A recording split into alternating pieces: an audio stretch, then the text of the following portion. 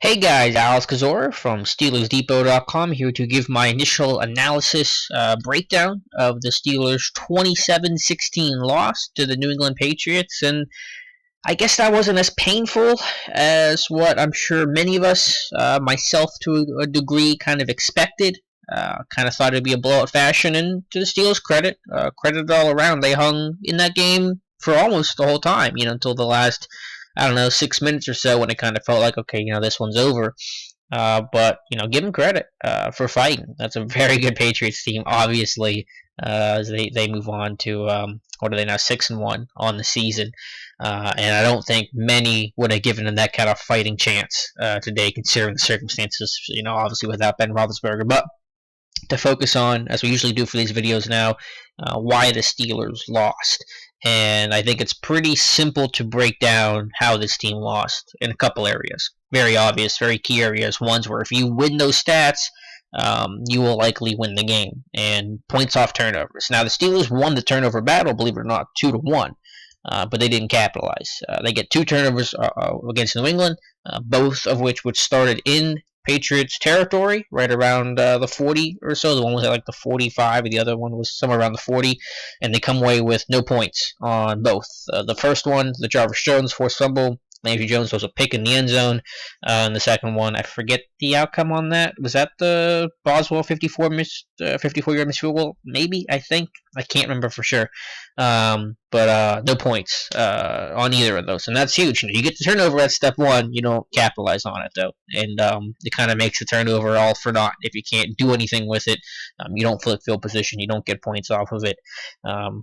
It's unfortunate. Kind of bouncing off of that red zone play, huge disparity there. New England 3 for 3 in the red zone, 3 trips, 3 touchdowns. Pittsburgh 1 of 4, 4 trips, 1 touchdown. They had their chances. The big gut punch, which could have, you're talking about turning points in the game in hindsight when you think about what could have, should have, would have happened. The second Darius Hayward-Bay touchdown, the little crosser, gets negated on a Chris Hubbard hold, and Chris Boswell ends up missing a 42-yard field goal on that drive. And so Steelers, again, getting no points out of a promising drive.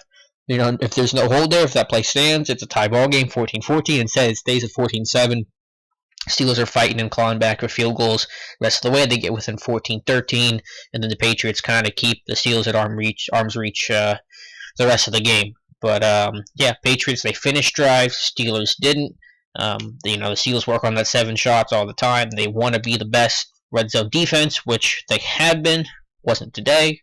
Today they came in as the second best red zone defense in the NFL, holding teams to about 40% touchdown rate in the red zone, and they want to be one of the best offensively in the red zone as well. I don't quite remember exactly where they stacked up in that number coming into today.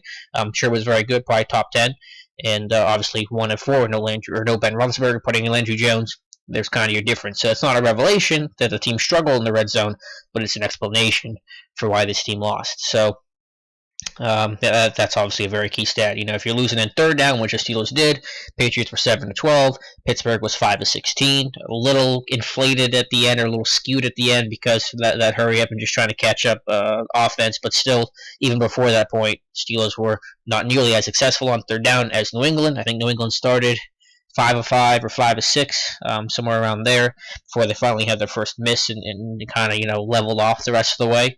So you lose in third downs, you don't get points off turnovers, you lose in red zone opportunity. That's a good baseline way to lose a football game. You can't finish drives. Elsewhere, defensively, the run defense has not looked anything really remotely like it should be the last couple weeks, last 2 weeks specifically.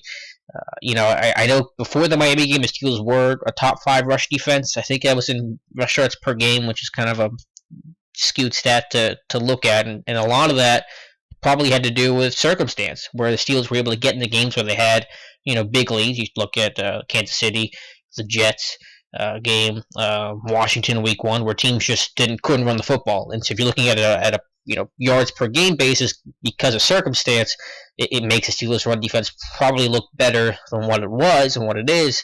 And then obviously when teams like Miami, New England are able to get leads, they're able to run the football.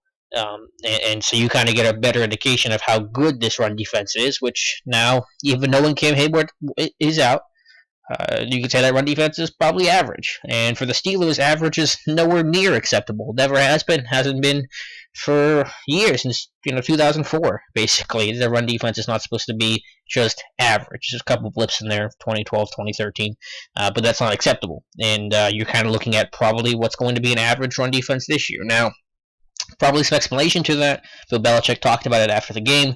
Steelers going with a lot of nickel against the Patriots 12 personnel, trying to match up against Gronk and Martellus Bennett. So that does make it a lot tougher to stop the run when you're going nickel and 12 personnel. It's very rare for Pittsburgh to not match their defense to what the offense's personnel is. For most teams, if they're going 12, Steelers are going to go in their base 3-4. So, hats off to Pittsburgh for trying to do something different. I even talked about maybe they should go dime in this game. They didn't really do any of that, hardly a very tiny bit of that, I think. But, they tried to go nickel, and they were able to limit Gronkowski, and they shut down Bennett, and they limited Gronkowski for much of the first half. He got some chunk plays in the second, which we'll get to, but it did help New England run the football, so that's kind of your explanation as to why.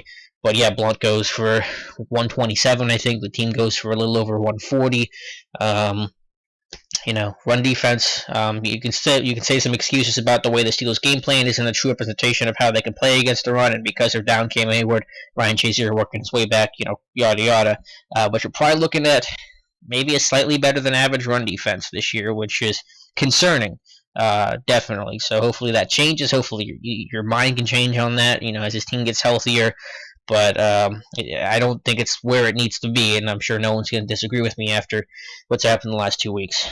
Pass rush, it was better. I'll give them a lot of credit. I think there were some rush lane integrity problems, especially early. Some of those times where Brady was able to extend the play, either run for the first down or just keep the play alive.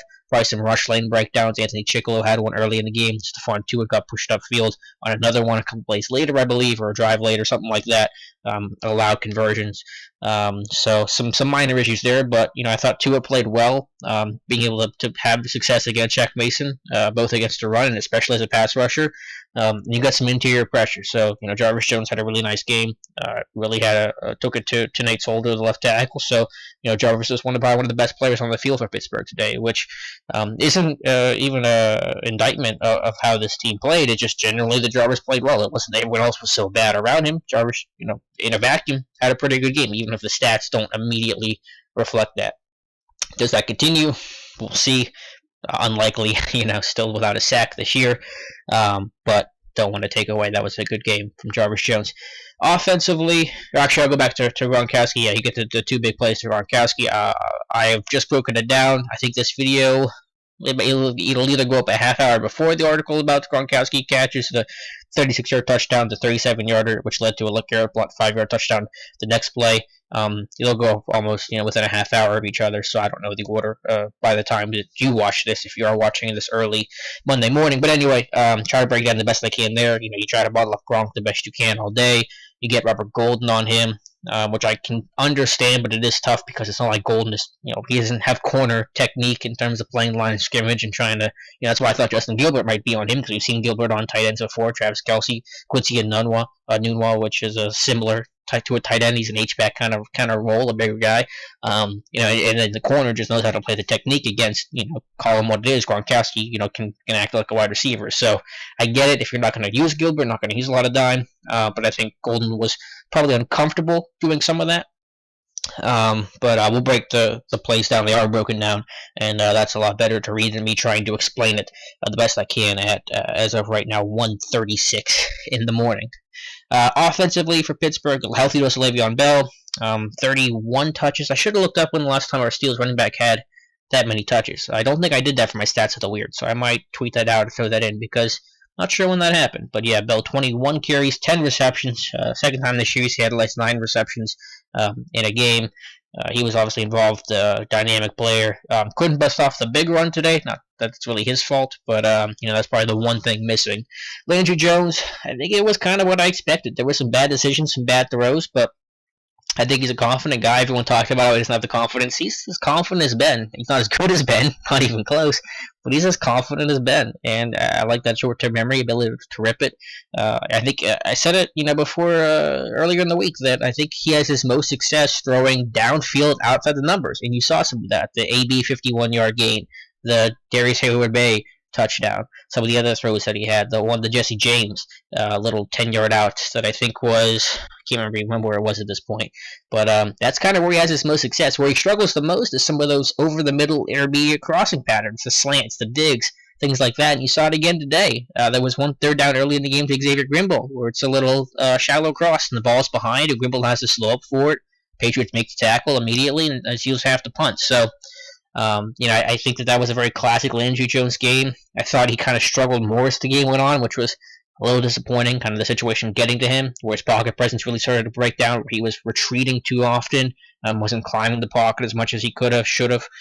Sometimes he could have even taken off and run and gotten first downs, but he was just trying to make the big play and trying to, I don't know if the eternal clock getting to him or what the issue was, but I think Jones will be the first to admit it, and he pretty much did in his post-game presser. That's up on Steelers.com, that he left a lot of plays on the field, and obviously the interception to Malcolm Butler was bad. He could have been picked off a couple more times in that game, but it was not a terrible performance by any means. There were definitely some good from Landry Jones. And, if he has a start against Baltimore, hopefully you can build on that. So a lot of Landry Jones hate, and I understand he's certainly not the most sterling guy. He's not going to be a franchise guy, but I thought he played a very classic Landry Jones game, which for me, my money is a lot better than what people give it credit for. I know a classic Landry Jones game to most people is abysmal, but I thought he did the things the things that he does well, he did well. The things he struggled with, he had some issues. So hopefully it will become a non-issue for Week 9, which the Steelers do pretty much, I don't want to say have to win, but man, it would be nice, because if you lose to Baltimore with a 3-game losing streak, you're now technically in second place in the AFC North, because Baltimore's going to have the tiebreaker over you. Who knows what happens with Cincinnati. So, they're going to need that game against Baltimore. You don't want to go down. If you can get that win, the landscape changes. You come out feeling a whole lot better about yourself. You're going to be a team that's 2 games over 500. At 5-3, you're going to have the game over Cincinnati, the game over Baltimore. Again, assuming it's a win, it's going to push Baltimore down to 3-5. And if Cincy loses, I don't know who they're playing. They could go to 3-5, and all of a sudden you got a lot of breathing room. You have games in hand. You're in a lot better place. So Week 9, of course, very critical. But the upcoming week, Week 8, bye week, get healthy. Thank goodness. So many injuries. Hopefully, cavalry returns after this week. And we'll get you covered for the Patriots game. The things that went well, the things that needed to be improved upon, and we'll rest up maybe a little bit ourselves, and then get you ready here for a big game against Baltimore, no doubt about it. So thank you guys for watching, and we'll talk to you throughout the rest of the week.